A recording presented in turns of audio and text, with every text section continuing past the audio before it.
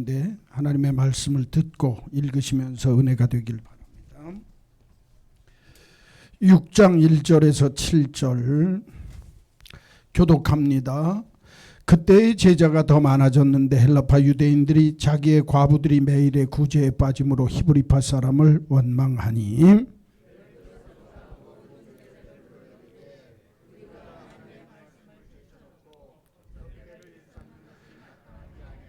형제들아 너희 가운데서 성령과 지혜가 충만하여 칭찬받는 사람 7을 택하라. 우리가 이 일을 그들에게 맡기고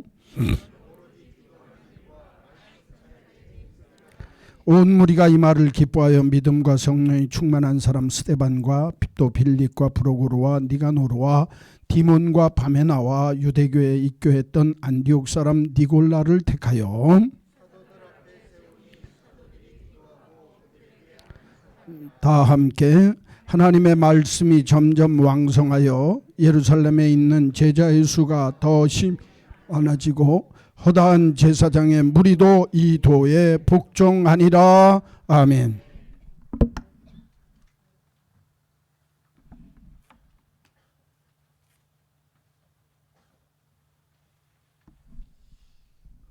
재직에 대한 수련회 하면서 알고 삽시다.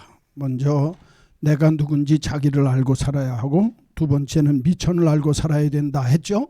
미천 중에 3가지가 있다 그랬죠. 성령 충만, 두 번째 지혜 충만, 세 번째 칭찬받는 칭찬 충만의 역사가 있어야 된다. 성령 충만은 성령의 인도함에 민감하게 반영하면서 자기 뜻을 포기하고 항복하고 하나님의 뜻에 합당하게 굴복할 줄 아는 삶의 모습이 성령 충만의 전제 조건이다. 영적 은사를 개발해서 자질보다 하나님이 내게 주신 은사를 개발해서 하나님 앞에 더 큰 역사를 이룰 줄 알아야 한다. 지혜 충만이라고 하는 건 하나님께서 너희들이 뱀같이 지혜롭고 비둘기같이 온유하게 삶을 살아야 할 터인데, 순결하게 살아야 할 터인데, 빛의 자녀가 세상 속에서는 지혜로워야 할 때 일꾼들도 역시 지혜로워야 된다. 지혜라고 하는 말과 지식은 다른데, 지식을 가지고 내가 알고 있는 경험이나 학문을 통해서 배운, 공부를 통해서 배운 지식을 가지고 분별하고 판단하고 통합할 수 있는, 통찰하는 능력이 있는 것이 지혜다 그랬죠.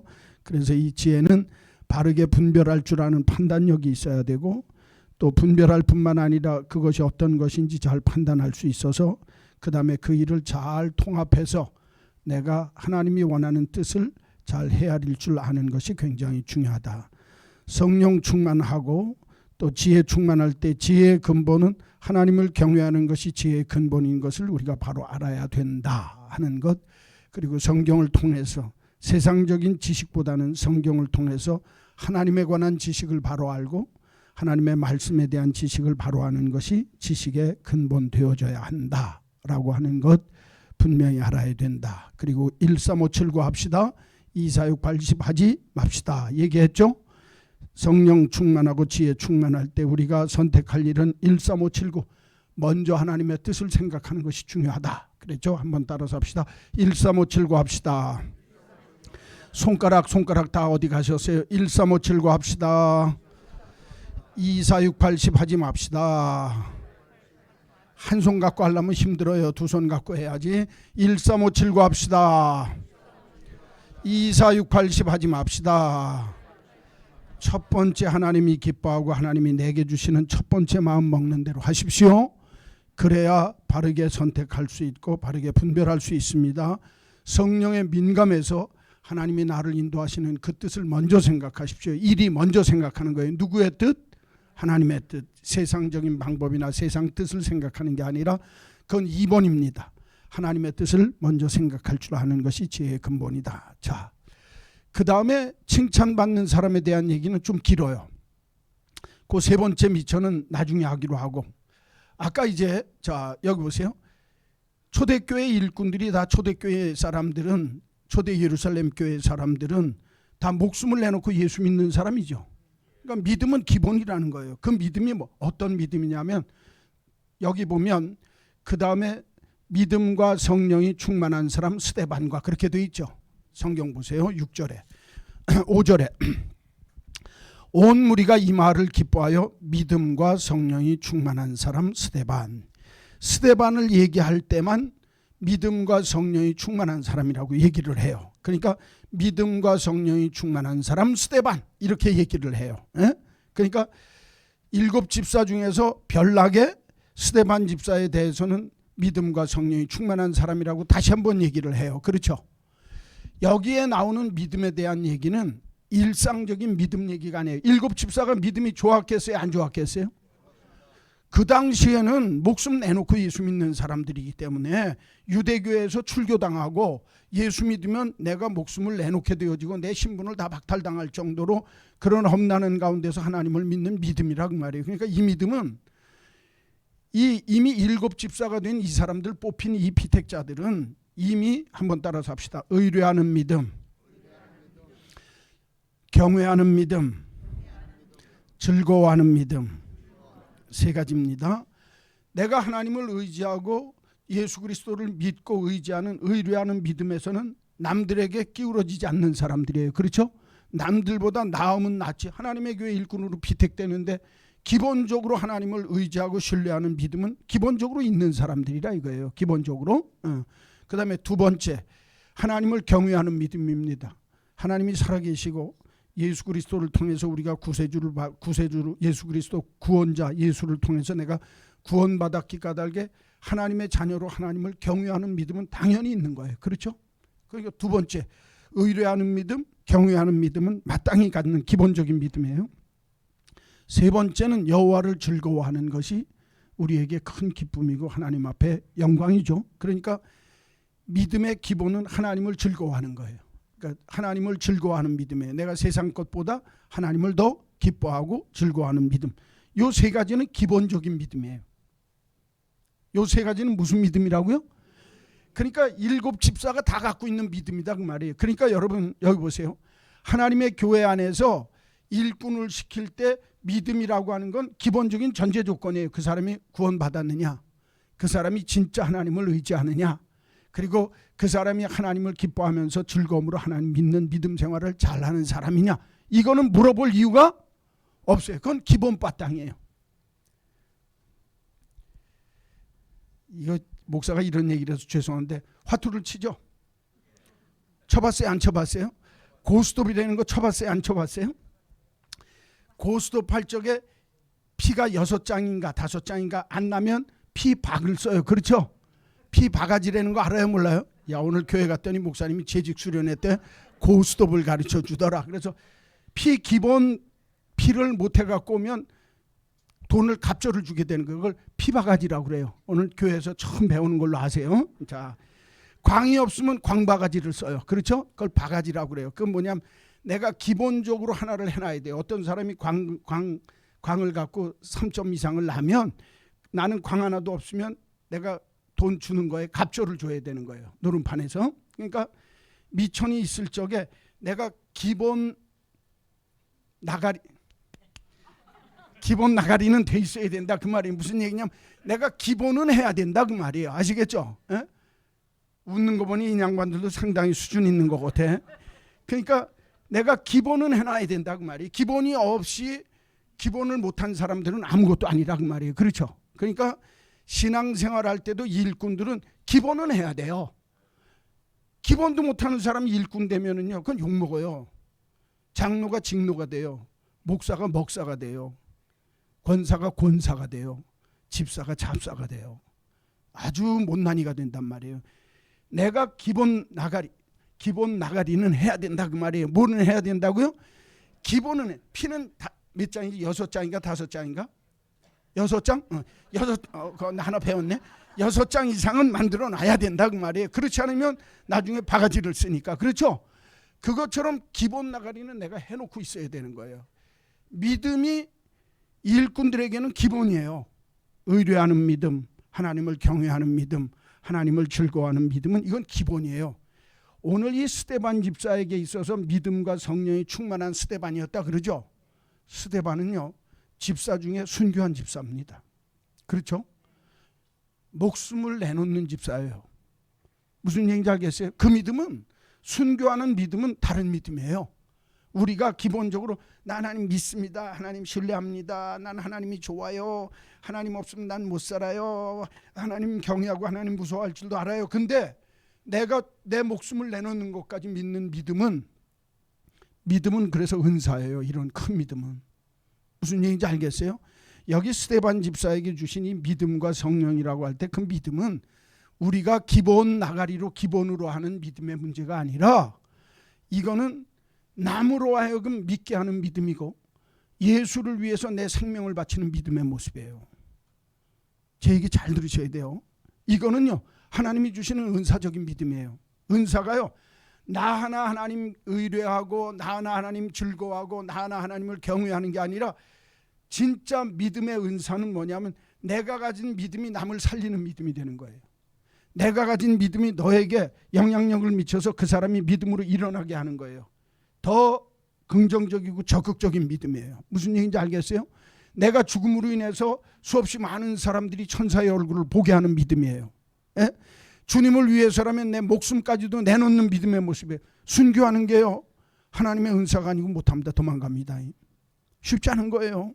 절대로 쉽지 않습니다. 여기 스데반 집사에게 믿음과 성령이 충만한 사람 스데반이라고 스데반 집사만 그렇게 표현되어진 이유가 있다는 거예요.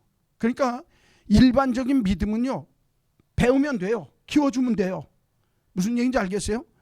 하나님의 일꾼의 미천 중에 믿음은요 기본 믿음, 기본 나가리 믿음은 갖고 있어야 된다고 그랬죠.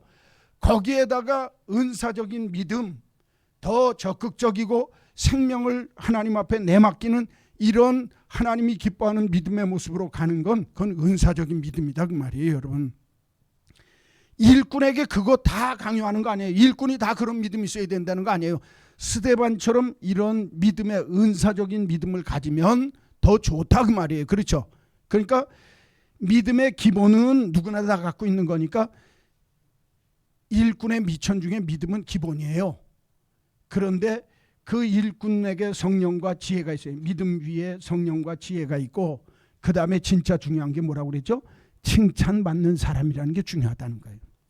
이게 중요해요.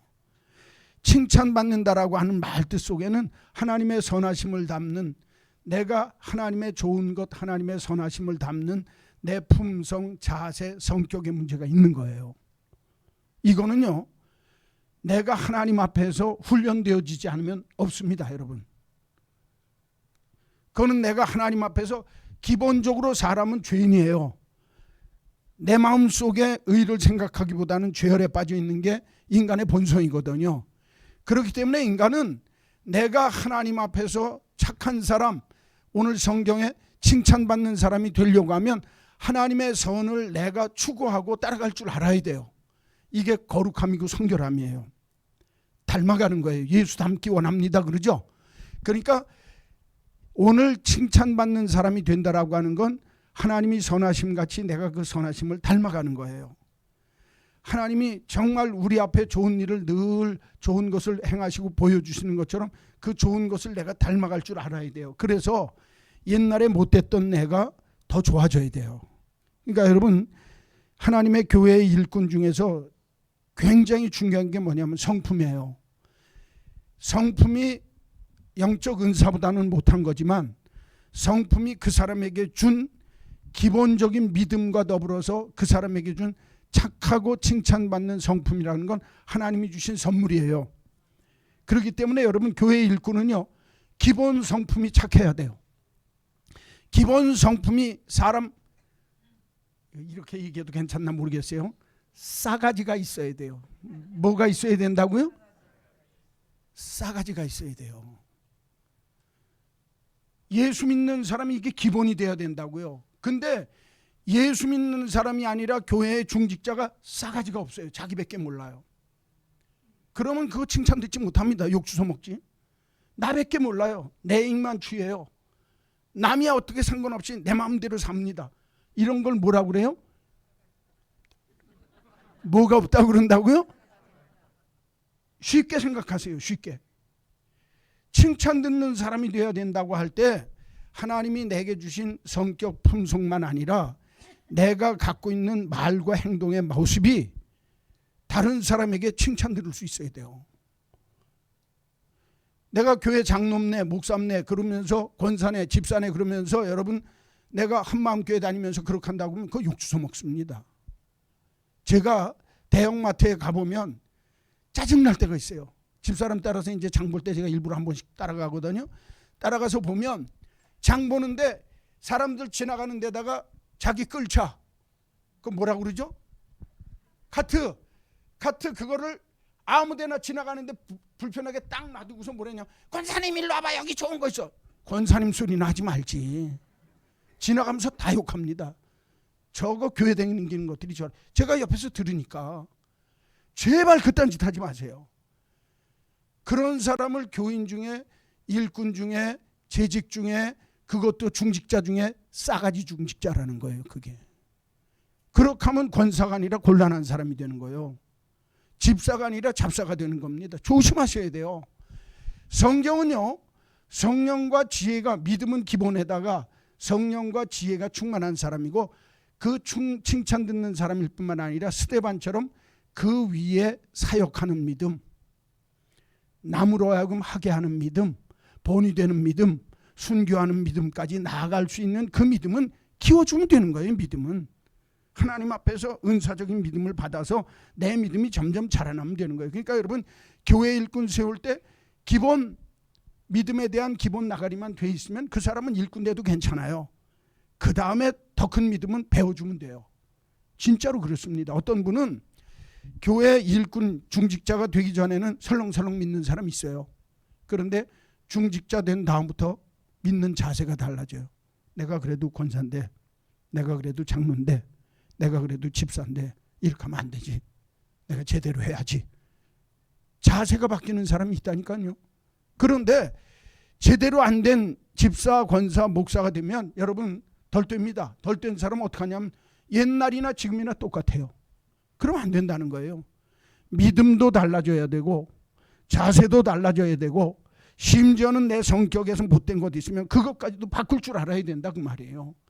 믿음은 키우면 돼요. 믿음은 배우면 됩니다. 무슨 얘기인지 알겠어요?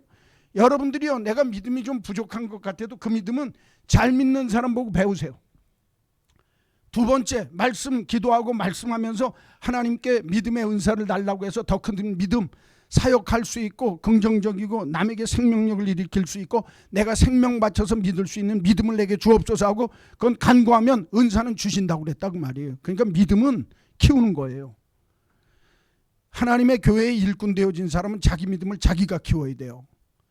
주의 말씀을 듣든지 내가 기도하는 일과 성경 보는 일에 열심을 내든지 잘 믿는 사람을 보고 배우든지 여하간 믿음은 내가 커져야 된다 그 말이에요. 이런 걸 은사적인 믿음이라고도 해요. 아까 얘기했죠.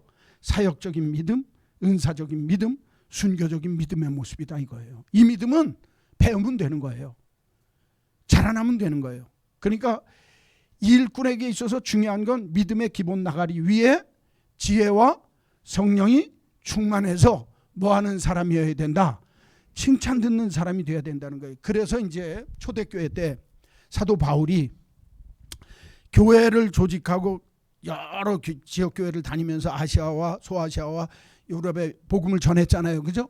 그러면서 복음을 전한 사도 바울이 교회가 점점 번성하기 시작하니까 교회를 조직해서 에베소 교회, 빌립보 교회, 골로새 교회, 성경에 나오는 많은 교회들을 지었죠. 그 교회들을 개척하게 되어질 때 그 교회들이 새롭게 만들어지면서 교회 안에 직분들이 세워지기 시작했어요.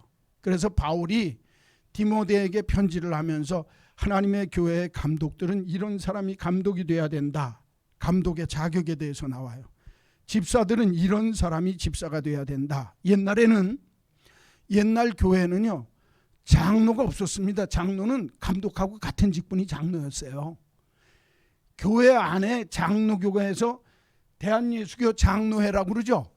프레스비테리언 철치라고 하는 이 장로회 제도가 있는 교회가 생긴 게 요한 칼빈, 우리 장로교회 할아버지인 요한 칼빈이 스위스에서 제네바에서 장로교회를 만들었어요. 왜냐하면 그 교회가 목사님들이 혼자 하다 보니까 이게 좀 안 되니까 그 당시에 민주적으로 할 수 있는 방법이 뭘까, 그래서 교회 안에 장로 제도를 만들자. 그래서 장로 제도가 있는 교회가 장로회예요. 대한예수교 장로회라고 그러죠. 대한민국의 예수교, 예수 믿는 기독교의 장로회, 장로 제도가 있는 교단, 그래서 장로교단이라고 그러는 거예요. 이해가셨어요? 그런데 대한예수교 장로회, 장로교단이라고 그러니까 교회 주인이 누군 줄로 생각해요? 장로인 줄로 한단 말이에요. 이건 기본을 모르는 거예요. 장로교회가 생긴 이유가 뭔지를 모르는 거예요. 본래 성경 속에서는 장로하고 감독이 똑같은 사람이에요. 초대교회 때는 장로, 감독이 같은. 장로는 교회의 어른으로서 품격과 품위를 유지하면서 이끌어갈 줄 아는 인격적인 면에서 어른이라는 뜻에서 장로예요. 감독은 행정적인 의미에서의 관리하고 감독하는 것이 감독이에요. 그러니까 행정적인 의미로 얘기할 땐 감독이라고 그랬고, 무슨 얘기인지 알겠어요? 그 다음에 교회에서 신앙적인 목회적인 인품이나 목회적으로 어른으로서 교회를 이끌어가는 사람을 장로라고 그랬어요. 그래서 초대교회 때는 장로와 감독이 같은 사람이에요. 그게 어디에 나오냐면 에베소서에 보면 20장에 가서 보면 바울이 에베소 교회에서 장로들과 이별할 때 에베소 교회 장로님들을 불러요. 그 장로들은 교회 장로가 아닙니다. 교회 장로인데 감독과 같은 사람들이에요. 그 장로들한테 뭐라고 하면 여러분들을 하나님께서 감독자로 삼으셨으니 그렇게 얘기를 해요. 무슨 얘기인지 알겠어요? 그러니까 성경 속에서 본래 장로, 감독이라고 하는 건 목회자를 의미하는 거예요. 그리고 평신도를 대표하는 사람은 집사밖에 없었어요. 본래 초대교회도 집사를 세웠죠. 장로 제도가 만들어진 건 어디서 만들어졌다고요? 스위스에서 장로교회 할아버지인 요한 칼빈이 장로회 제도를 만들어서 교회 안에 말씀 전하는 장로와 치리하는 장로로 해가지고 협력해서 하라고 그렇게 만든 거예요. 근데 그 본래 장로 제도가 만들어진 이유가 뭐냐면 목사는 기도하고 말씀 전무하는 일에 힘쓰기 위해서 평신도들을 세웠죠. 장로는 평신도들의 대표예요. 그래서 여러분 장로, 권사, 집사, 그 다음에 장로, 서리 집사, 그러니까 장로, 집사, 권사, 안수 집사, 권사, 서리 집사들은 그 교회의 직분자예요. 그 교회를 떠나면 그 직분은 무용지물이에요. 근데 우리 한국 교회는 이 교회 안 하면 다른 교회 가서도 내가 장로라고 그래요. 그렇죠? 그러니까 교회 질서가 안 서는 거예요. 이 교회에서 어문 짓, 나쁜 짓 해놓고서도 다른 교회 가서 장로로도 또 합니다. 왜? 돈 많다고 세워주니까. 무슨 얘기인지 알겠어요? 왜? 그 사람 공부 많이 했다고 세워주니까. 그 사람 세상적으로 권력이 있다고 세워주니까. 여기서 못된 짓 하고서도 다른 교회 가서 장로하겠다면 세워준. 그렇게 하면 안 되는 거예요. 옛날에는 장로요, 권사요, 집사요, 안수집사나 이런 분들이 교회를 떠나면 내가 평신도 되는 겁니다. 딴 교회 가서는 뭐 증경권사, 증경장로 그렇게 불러줬죠. 그건 불러주는 거예요. 예우상. 증경이라는 뜻이 뭐냐면 이전에 장로를 했던 사람, 그런 뜻이에요. 아시겠어요? 에? 그러니까 교회 직분은 교회를 떠나면 의미가 있다 없다. 여러분들이 하나님의 교회에서 장로가 되고 피택되어진 건 내가 교인들의 대표자들로, 쉽게 얘기하면 교회 안에 장로를 뽑을 수 있는 조건이, 조직교회를 만들 때 뭐냐면 세례교인 30명당 1명씩을 세례 장로를 세울 수 있는 거예요. 무슨 말씀인지 알겠어요? 권사 40세 이상 되어진 여자, 안수집사 30세 이상 되어진 사람 중에 건실한 자로 믿음을 세우는 거예요. 그러니까 직분이라고 하는 건 내가 섬기는 교회 안에서 받은 직분이지, 사람들은 그걸 갖고 뭐라고 그러냐면 나는 어디 가서도 장로다 그렇게 생각을 해요. 맞아요? 틀려요? 그건 잘못된 거예요. 내가 세운 것은 하나님의 교회를 위해서 주님의 교회의 일꾼으로 내가 비택을 받고 일꾼으로 세움을 받는 거예요. 그러니까 여러분 안수식 할 때 장로 임직식 하죠. 임직식을 어디서 해요? 본 교회에서 해요. 무슨 얘기인지 알겠어요? 그 교회에서 세운 그 교회의 장로님이라는 거예요. 이거 잃어버리면 안 돼요. 그러니까 여러분 내가 직분자가 되어질 때 하나님 앞에 이 교회를 위해서 애쓰고 힘쓰고 충성하라고 하나님이 직분을 맡기시는 거지, 엉뚱한 생각하면 안 된다 그 말이에요. 이 교회 싫으면 딴 교회 가서 장로하면 된다. 그럼 된다 안 된다? 그건 안 된다는 거예요. 그건 권사도 마찬가지예요. 그래서 권사님들이 다른 교회 권사하다가 증경권사로 와도 투표 다시 하죠. 취임할 때도 투표 다시 하죠. 우리 교회의 권사로 그 사람들은 이미 안수를 받았으니까 임직식은 안 하는 대신에 취임을 한다 그 말이에요. 무슨 말씀인지 알겠어요? 그 교회에 취임을 해야 그 교회의 권사가 되고 집사가 되는 거예요. 다른 교회에서 했어도. 그러니까 투표를 다시 해야 되죠. 다시 뽑는 거나 마찬가지예요. 결국에는. 그러니까 우리가 취임한다고 하고 임직한다고 그러죠.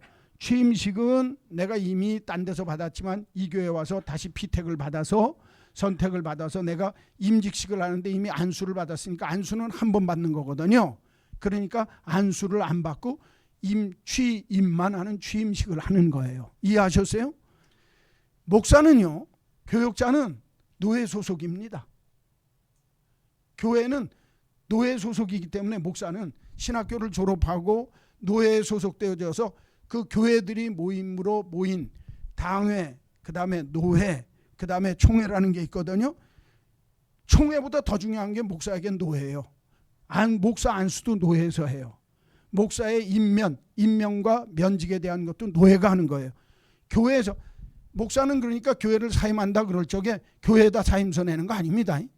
노회에다 내는 거예요. 나는 이 교회 목사를 이제는 임직을 내가 사정이 생겨서 못하게 됐습니다 하고 사임을 할 때는 교회에다 내는 게 아니에요. 보통 당회에다 내는 줄 알아요. 그렇죠? 당회에 내는 거 아닙니다. 목사는 노회 소속이기 때문에 노회에다가 내가 임직받고 면직되어지는 것에 대한 거는 거기다가 인사권은 노예가 갖고 있는 거예요. 이걸 잘 아셔야 돼요. 이게 기본이에요. 무슨 말씀인지 알겠죠? 자, 그 얘기는 나중에 이제 유 목사님이 헌법 정치 1시간씩 가르쳐 줄 거예요. 여러분들한테. 왜? 기본적인 건 교회가 알고서 해야 되니까.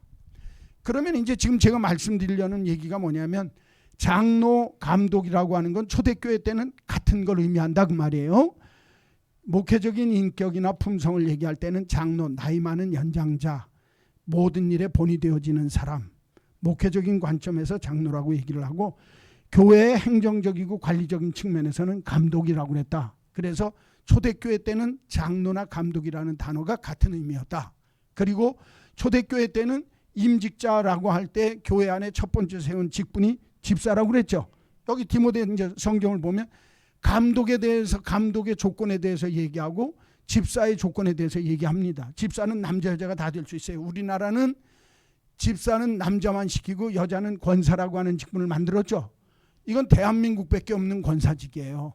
여러분들이 미국 가서 나 권사입니다 그러면 권사가 뭐예요? 그래요.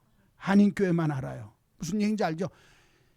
집사는 남자 여자를 다 안수 집사로 본래 세울 수 있는 게 교회 법이었어요. 성경이 가르칠 때 디모데전서 3장에 보면 감독의 조건은 이러하니 집사의 조건은 이러하니. 그래서 본래 교회 안에는 감독, 장로들과 감독 같은 그 목회자들과 평신도들 중에 대표자로서 집사라고 하는 직분이 있었다. 그런데 장로교회 요한 칼빈이 장로라고 하는 직분, 평신도 중에 대표자를 장로라고 하는 직분을 주자해서 그 장로하고 성경이 얘기하는 장로하고 혼돈하면 된다 안 된다? 안 된다 그 말이에요. 아시겠죠? 그러면 교회가 발전해서 조직적인 교회가 되어지면서 교회 안에 장로 제도를 만드는 게 좋겠다. 그게 대한예수교 장로의 장로교단의 헌법 속에 있는 장로의 모습이다 그 말이에요. 그렇게 되면 목사와 장로가 있죠. 그래서 당회라고 하는 게 구성되면 목사와 장로로 구성하거든요. 그런데 목사는 말씀을 가르치는 장로라고 돼 있어요. 옛날에 헌법에 보면. 그리고 일반 장로는 교인의 대표자로서 목사를 협력하는 치리하는 장로라 그렇게 돼 있어요. 옛날에는 담임 목사님이 계시고 장로님들이, 부목사님들은 옛날엔 당회에 못 들어왔어요. 이제 장로님들만 이렇게 들어와서 당회가 하면 장로님이 조직교회가 되려면 장로님이 2명 이상 돼야 돼요. 3명이 돼야 조직교회가 되니까 목사에다 장로 2명이 돼야 조직교회가 되는 거예요. 우리 교회도 지금까지는 사실은 미조직교회예요. 부목사님을 둘 수 없는 형편이에요. 조직교회가 돼야 담임 목사님 밑에 부목사님을 둘 수 있어요. 그러면 이제 이렇게 되어질 때 옛날에는 목사님 1명이죠. 그럼 장로님들이 3명이든 4명이든 5명이든 있을 수 있죠. 많은 교회는 20명도 있을 수 있죠. 그러니까 부목사님도 들어가야 된다 그래갖고 이제 헌법이 바뀌어가지고 장로교에서 목사들이 세력을 더 키우기 위해서 부목사들을 많이 만들어요. 그러면 이제 당회에서 하면 당회가 다수결이 돼버렸어요. 당회는 본래 다수결은 민주주의가 아닙니다. 하나님의 교회는 하나님 중심주의지, 민주주의가 세상에서 만든 법 중에 좋은 법이니까 민주주의법을 따르고 다수결을 하는 거지, 하나님의 교회에서는 하나님의 뜻이 이겁니다 그러면 목사도 장로도 아멘 하는 거예요. 무슨 말씀인지 아시겠어요? 하나님의 교회 안에 민주주의라고 어디 성경에 써 있습니까? 하나님의 교회는 하나님 중심주의예요. 하나님 뜻이 이거다 그러면 마음을 합쳐서 그 뜻대로 순종하고 가는 거예요. 그런데 장로교에서 장로들이 당회를 하게 되어지면 각자 한 사람이 한 표다 이거예요. 그럼 목사 한 표예요. 장로님은 3명 되면 몇 표예요? 3표. 민주주의로 한 표 대 한 표 하면 3대1로 져요, 이겨요? 장로들이 고집쓰면 지는 거예요. 이게 지금 한국 장로교의 모순입니다. 제가 왜 이 말씀을 드리냐면 옛날에 초대교회 때 우리 한국도 장로가 5명이 있어도 목사님, 담임 목사님이 혼자 있으면 장로님들이 이렇게 생각을 해도 목사가 제 생각엔 이게 하나님 뜻이라고 이렇게 하는 게 좋을 것 같은데 한 번 더 생각하시죠. 그러면 5명이 찬성을 해도 그럼 목사님 한번 우리가 순종하고 기도한 다음에 다시 하죠. 그러고 다수결로 안 했어요. 장로교 제도의 맹점입니다. 이게 장로들이 단합을 하면 장로교에서는 못하게 돼 있어요. 저 사람 장로교 목사인데 어떻게 장로들에 대해서 저렇게 얘기하지? 본래 성경이 가르쳐주는 장로 제도를 알아야 된다 그 말이에요. 무슨 말씀인지 아시겠죠? 우리가 이걸 모르면 장로교 제도가 갖고 있는 맹점이 거기 있는 거예요. 장로들이 휘둘르면 목사님이 그만두잖아요. 그럼 당회에서 인사권을 갖고 있어요. 그래가지고 심사를 누가 해요? 장로님들이 해요. 그러니까 장로는 이사 같아요. 목사님은 대표이사예요. 데려와서 싫으면 자르는 거예요. 이게 지금 장로교의 제일 큰 문제점이에요. 대한민국의 장로교회가 개혁되지 않으면 희망이 없어요. 희망이 없어요. 진짜로 그렇습니다. 지금 서울 시내에 있는 큰 교회들이 장로들이 이사하고 목사들은 바지사장이에요. 목회를 제대로 못해요. 장로들이 자기들이 원하는 목회는 목사에게 맡겨줘야 되는 거거든요. 근데 지금 한국교회가 그거 버렸어요.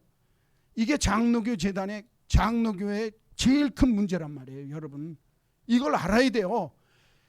저는 우리 한마음교회는 민주주의가 아니라 하나님 중심적인 교회 되기를 주의 이름으로 축원합니다. 사람이 아무리 5명 장로가 맞다고 해도 하나님의 뜻이 목사가 옳다는 거 아니에요. 목사가 전행을 하는 것 때문에 장로들이 견제하고 협력하기 위해서 장로 제도를 만들었는데 칼빈이 그게 오늘날은 거꾸로 됐다 그 말이에요. 이거는 장로교회를 망치는 거예요. 그래서 장로교회에서는요, 예를 들면 서울에 있는 어떤 교회에서 얘기했죠. 제가 전화기 하나 옮기는데 몇 달 걸린다고요? 2달 걸린다니까요. 당회에서 해서 이게 오르네 그러네 돈은 어디서 나올 거네 뭐 할 거네 재직회를 거쳐갖고 뭐 해갖고 그래갖고 일이 안 된단 말이에요. 그러니 여러분 목회를 하겠어요? 못합니다. 그러니까 목사님들이 당회 들어가면 졸고 있어요. 다 자기들끼리 찍고 까불고 다 할 때까지 가만히 있는 거예요. 그러니 목사가 하나님이 원하는 뜻대로 이 교회를 이끌어 가려고 해도 거기서 브레이크 걸리면 못하는 거예요. 생활비 안 주는데요? 나가라고 그러는데요? 진짜로 그래요. 여러분 제가 이거 재직회 때 이거 안 가르치면 안 돼요. 이건 가르쳐줘야 되는 거예요. 성경 속에 있는 장로제도 감독제도의 뜻과 이제 디모데전서 3장을 피세요. 이건 오늘 여기까지는 해야 되니까. 디모데전서 3장. 본래 초대교회 장로와 감독은 같은 의미다라고 하는 건 사도행전 20장 20절하고 28절 그거 집에 가서 읽어보세요. 거기는 감독자나 장로나 같은 의미였다. 초대교회 때는.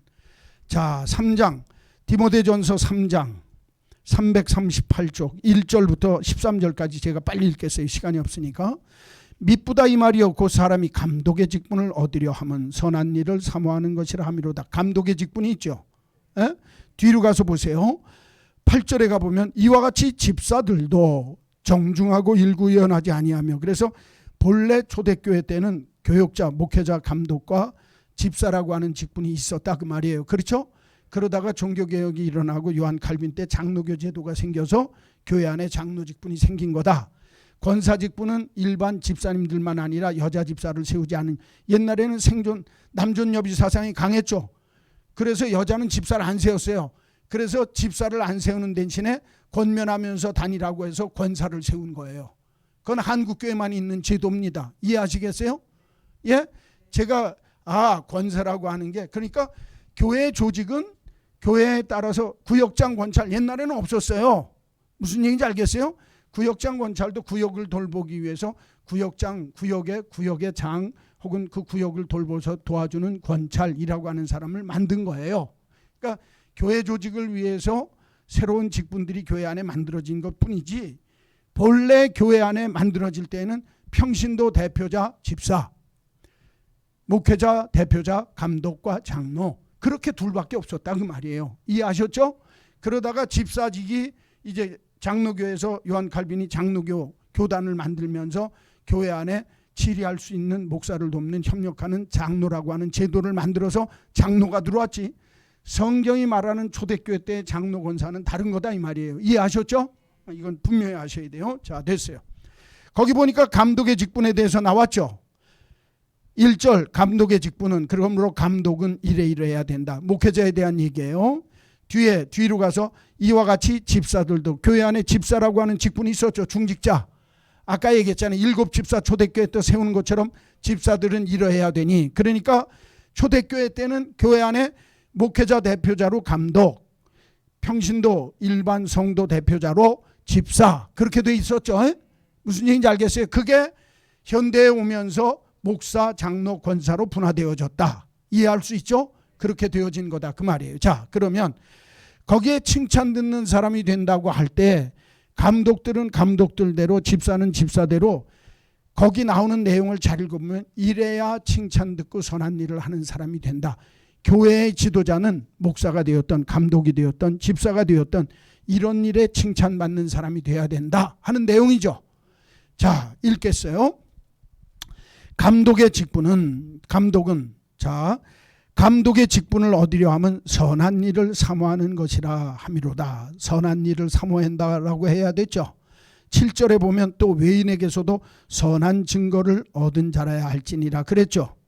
칭찬 듣는 사람이라는 거예요. 선한 일, 저 사람 선하다. 저 사람, 여기서 성경에서 선하다고 하는 건 하나님 편에 서서 하나님이 기뻐하는 일을 할 수 있는 사람을 선하다라고 해요. 그러니까 선한 일을 사모해야 돼요. 내가, 하나님이 내게 직분을 주면, 여기 보세요. 목사가 됐던, 장로가 됐던, 권사가 됐던, 집사가 됐던, 내가 이 하나님의 일을 하는 걸 기쁨으로 받아들이고 사모함을 가질 줄 알아야 돼요. 여기 봐요. 내가 주의 일을 하면서요, 아유, 난 이거 억지로 하는 거야, 이러면 그 사람 차라리 안 하는 게 나아요. 하나님이 내게 주셨으니까 얼마나 감사한지 모르겠다. 이 일이 얼마나 귀한 일인지 모르겠다. 내가 장로 노릇을 사모해야 돼요. 내가 목사 노릇을 사모해야 돼요. 열심으로. 여러분, 목사 일을요 억지로 하면 교인들이 새벽에 급한 일이 있어서 부르면 가고 싶겠어요? 안 가고 싶겠어요? 억지로 해야 되는데 걷겨서 가야 되는 건데 가는 게 기뻐야 되는 거예요. 이건 당연히 가야죠. 그래요, 안 그래요? 그럼 목사만 그래요? 장로들도 교회를 섬기는 일이 기뻐해야죠. 사모해야죠. 내가 이거 하나님의 일을 하는 일이 너무너무 좋은 거야. 권사님이 그래야 돼요. 권사가 되니까 피곤하네. 이거 수요일 날도 나가야 되겠어. 안 나오면 또 빼버린다고 그러니까 이거 하나 걸긴 걸어야 되겠는데 나와야 되겠어. 피곤해요. 안수 집사도 힘들어 죽겠어. 그러는 사람은 참 피곤한 사람이에요. 선한 일을 사모할 줄 알아야 된다는 거예요. 자, 그 다음에 보세요. 그러면서 감독은 책망할 것이 없으며, 여기 감독, 집사 다 포함되어서 얘기하겠어요. 뒤에도 나오니까. 감독 된, 목회자 된 사람들은 책망할 것이 없으며 한 아내의 남편이 돼야 된다. 그리고 절제할 줄 알아야 되고 신중하고 단정해야 된다. 나그네를 대접하며 가르치기를 잘해야 된다. 그렇죠? 여기 절제, 신중, 단정. 그래서 교육자들이 대부분 양복에다 넥타이 매죠. 저처럼 양복에 넥타이 안 매도 저도 단정하죠? 이러면 되는 거예요. 왜 우리 목사님은 넥타이도 안 맨데? 주일날 나도 매요. 그러나 단정하게 깨끗하게 입으면 되는 거예요. 그러면 목사만 매야 돼요? 여러분도 넥타이 다 매고 와요. 그러면 무슨 얘기인지 알겠어요? 그런 걸로 따지는 거 아니에요. 단정하다는 말 뜻이 단정하며 나그네를 대접할 줄 알아야 되고, 그래서 여러분 교회에 오는 사람들에 대해서, 또 교회에 어려운 분이 오든지 교육자들 가정이든지 교인들 가정이든지 어려운 분들을 대접하고 가르치기를 잘해야 돼요. 교육자는 술을 즐기지 아니하며 술을 즐기지 아니해야지 술 처먹지 말며 써있지 안 써 있어요. 그렇죠? 즐기지 말라고 그랬어요. 그러니까 가끔가다 먹을 수도 있어요. 아시겠어요? 우리 목사님 술 먹네 그러지 마세요. 그렇다고 제가 아무 데서나 먹지 않습니다. 먹을 자리에서나 먹어요. 아시겠죠? 우리 목사님 술 먹는다고 그러더라. 은혜가 되네. 나는 가끔 많이 먹는데 즐기지 말라고 그랬어요. 여기 뭐라고 그랬어요? 즐기지 마. 즐기는 건 뭐예요? 반주 한 맨날 그냥 한 잔씩 꼴깍꼴깍 마셔서 알딸딸 해갖고 있는 거. 이건 즐기는 거예요. 에? 그렇게 하면 안 되는 거예요. 잔치가 있고 그럴 때 샴페인 터뜨리고 포도주 마시는 거 그거 흉어물 아닙니다. 야, 한마음교회 아주 은혜가 되네. 술 먹는 소리에 대해서 은혜가 됐어요. 그죠? 이렇게 말 안 하고 뒷구멍으로 먹는 사람 엄청 많아요. 아주 술 잡수요. 술을 어떻게 먹어요?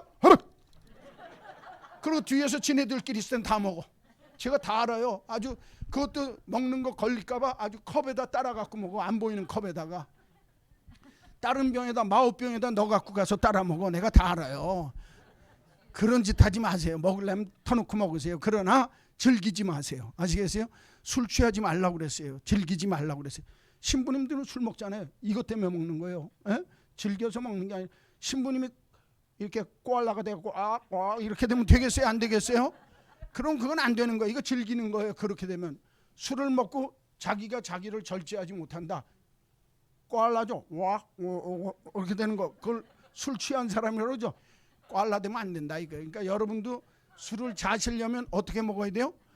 꼬알라가 되지 않고 그냥 좋을 정도로 이렇게 하는 건 괜찮다. 야, 오늘 수요기도에 너무너무 잘 갔어. 내가 재직 수련회 가니까 우리 목사님이 권하대 한 잔씩 잘 자시라고. 제가 말하는 뜻을 잘 알아야지. 잘못했던 한마음교회 가면 재직 때문에 술 퍼먹으라고 그러더라. 그렇게 배우는 거예요. 그건 안 되는 거예요. 에? 즐기지 말라 그 말이에요. 즐기지 말라. 자, 됐어요.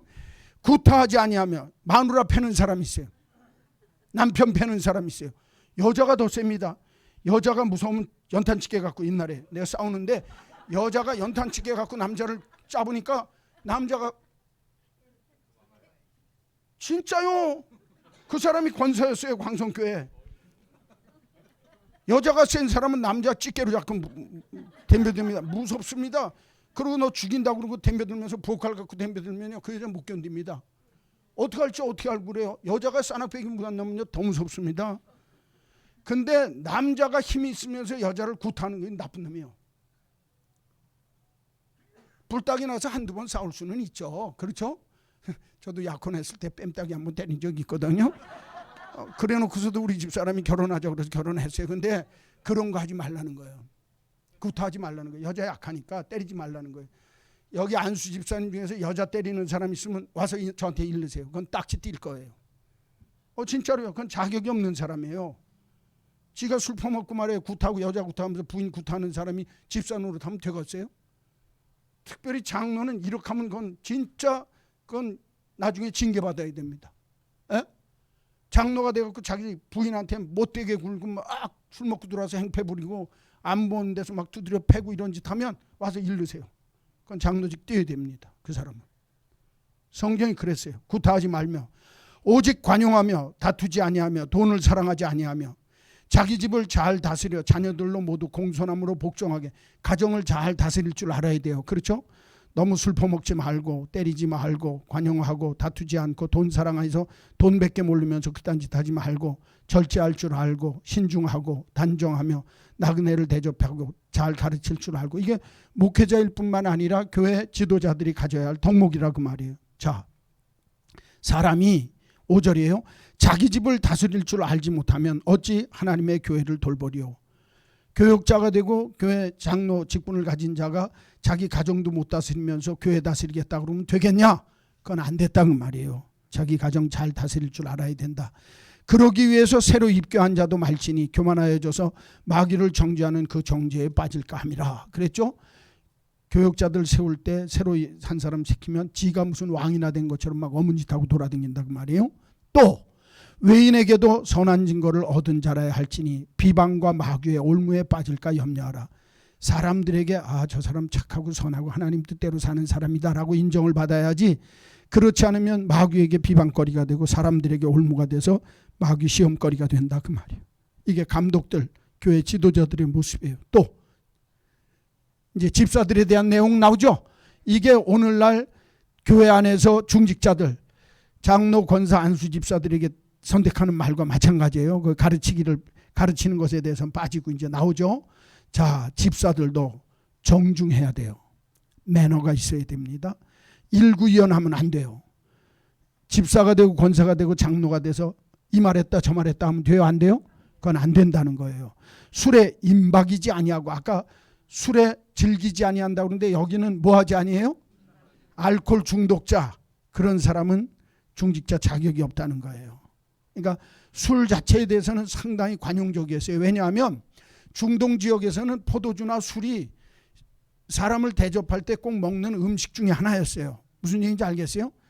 중국에도 제가 이제 이거 한번 했다가 큰일 날 뻔했잖아요. 러브샷 아시죠? 그 러브샷.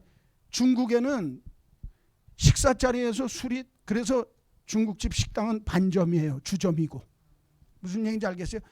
식사 자리에 꼭 술을 같이 대접하는 게 그 사람들의 예의예요. 그리고 술을 주면 술을 먹을 줄 알고 받을 줄 알아야 돼요. 근데 우리 목사니까 안 먹습니다. 그러니까 포도주를 줬는데 그 밑에 있는 보리차 잔을 갖다가 폭탄주라고 그랬어요. 그렇죠? 왜 제가 이 말씀 드리냐? 술로 인해서 한국 교회가 굉장히 큰 시험거리가 많았어요. 그래서 목사를 내쫓거나 교육자들이 교회 안에 시험거리를 만들려면 술 먹는 목사, 돈 밝히는 목사, 여자, 성적인 문제가 있는 목사, 제가 그 세 개에 다 걸렸던 사람이에요. 그렇죠? 2003년도에 안 생각 안 나요? 그 세 가지 다 얘기했던 거예요. 그러니까 제가 왜 이 얘기를 하냐? 한국 교회가 그게 올무를 만들 수 있다는 거예요. 술 문제 가지고. 목사가 여자 문제 걸리면 그건 그만둬야 돼요. 그렇죠? 그 다음에 돈 문제 걸리면, 여기 성경에 보니까 돈을 사랑하지 아니하며 그랬죠? 돈 문제 걸리면, 재정적인 문제로 잘못하면 그건 교육자 생활 그만둬야 돼요.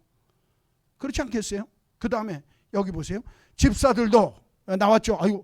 아이고 이거 끝내야 되는데 요거까지는 끝내야 되겠어요. 자, 집사들도 첫째 정중하고 일구이연하지 말고 술에 임박이지 아니하고 더러운 일을 탐하지 아니하고, 더러운 일을 탐한다는 건 남 바가지 씌우고 속여서 해먹는 거, 그런 건 조심해야 되고, 깨끗한 양심의 믿음의 비밀을 가진 자라야 하느라, 양심이 깨끗해야 된다는 거예요. 그 다음에 이 사람들을 먼저 시험하여 보고 책망할 것이 없으면 집사의 직분을 맡겨라 그랬죠. 여자들도 이와 같이 정숙하며, 여자 집사가 있었죠 이때는. 오늘 한국교회에서는 권사라고 하는 사람이 정숙하고 모함하지 아니하며, 여자들이 따따붙다 하면서 이 와다닥 이빨로 이렇게 하는 게 조심해야 돼요. 정숙하고 이바구 놀이 잘 하지 말고 절제하며 모든 일에 충성된 자라야 하고, 집사들은 한 아내의 남편이 되어서 자녀와 자기 집을 잘 다스리는 사람이 되어야 된다. 이런 집사의 직분을 잘한 사람은 아름다운 지위와 그리스도 예수 안에 있는 믿음의 큰 담력을 얻게 되어진다. 그리스도 안에서 높임을 받게 되어지고 믿음 생활을 하면서 큰 담력을 얻어 더 큰 믿음으로 나아가게 된다. 그 말이죠. 자, 여기 주목. 얘기 한마디. 칭찬 듣는 사람의 모습이 이런 거예요. 매너가 있어요. 정중해요. 일구이연하지 않아요. 내가 이 일을 탐하지 않아요. 내가 이 땅 위의 삶을 살면서 정말 사람으로서의 도리를 바로 할 줄 알아요. 깨끗한 양심을 갖고 살아요. 이런 것들은 다 사람들이 볼 때 선한 일이고 칭찬받을 만한 일이죠. 이게 중요하다는 거예요. 이게 내가 아무리 성령이 지혜가 충만해도 싸가지가 없고 술 취하고 계집질하고 남의 돈 밝히고 내가 어문 짓 하면 그런 사람 집사 되면 된다 안 된다? 칭찬 듣는 사람 아니면 안 된다는 거예요. 선한 일을 사모할 줄 알고 선한 일에 힘쓸 줄 알아서 저 사람 집사도 집사지만 사람이 된 사람이야, 이 소리를 들어야 돼요. 그러니까 하나님의 일꾼은요, 내가 성령과 지혜가 충만한 건 하나님이 내게 주시는 축복이고 은혜예요. 그렇죠? 그건 내가 믿음으로 자꾸 훈련하면 되어지는 거예요. 그러나 칭찬 듣는 거는 인간 싸가지의 문제예요. 인간 됨에 대한 문제라고 말이에요. 그렇기 때문에 결론, 감독이나 집사나 중직자들은 그 사람이 기능적으로 얼마나 능력을 갖고 있느냐, 돈이 많냐, 재주가 많냐, 일을 잘하냐, 그건 둘째 문제예요. 뭐가 중요해요? 그 사람이 어떤 싸가지냐. 그 사람이 어떤 사람이냐. 이걸 어려운 말로 뭐라고 그러냐면 집사의 직분, 교회 중직자의 직분은 doing의 문제가 아니라 being의 문제다 그 말이에요. 무슨 문제라고요? 그 사람이 뭘 할 줄 아느냐. 그건 아무 문제 없어요. 그건 배우면서 하면 돼요. 모르면.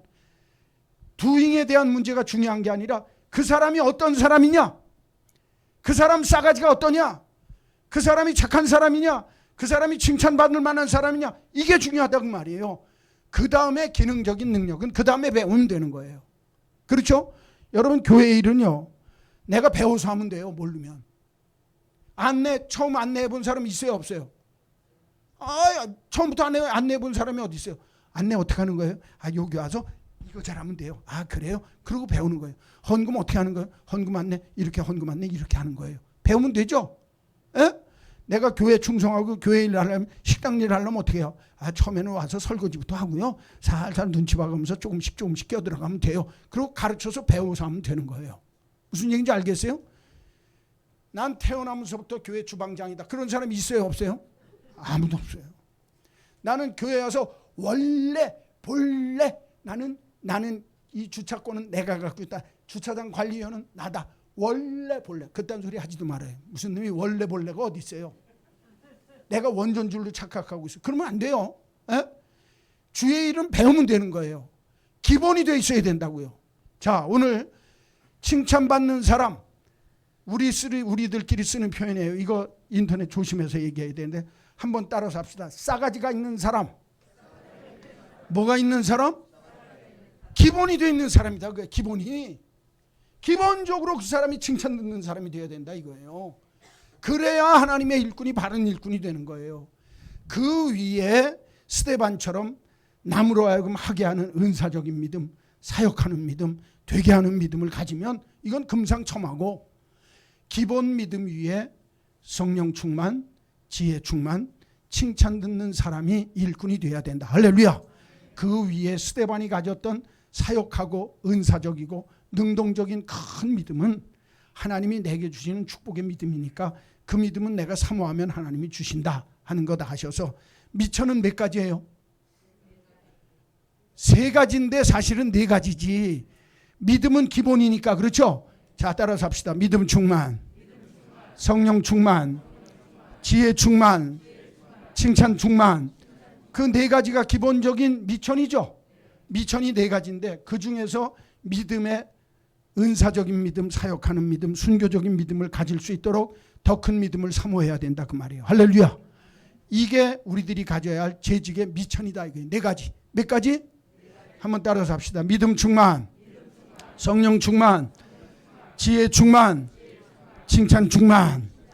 하나님 아버지 이 4가지 미천이 충만한 일꾼들 되게 하시되, 인격적으로 사람 됨으로 내가 무엇을 할 것인가가 아니라 어떤 장로, 어떤 집사, 어떤 권사, 어떤 목사가 될 것인가, doing이 아니라 being의 문제, 무엇을 할 것인가의 문제가 아니라 어떤 재직이 될 것인가에 관심을 갖는 저희들이 되게 하셔서 하나님 앞에 선한 일을 사모하며 늘 그 선한 일을 통해서 칭찬 듣는 일꾼들 되게 하여 주옵소서. 예수님의 이름으로 기도하옵나이다. 아멘.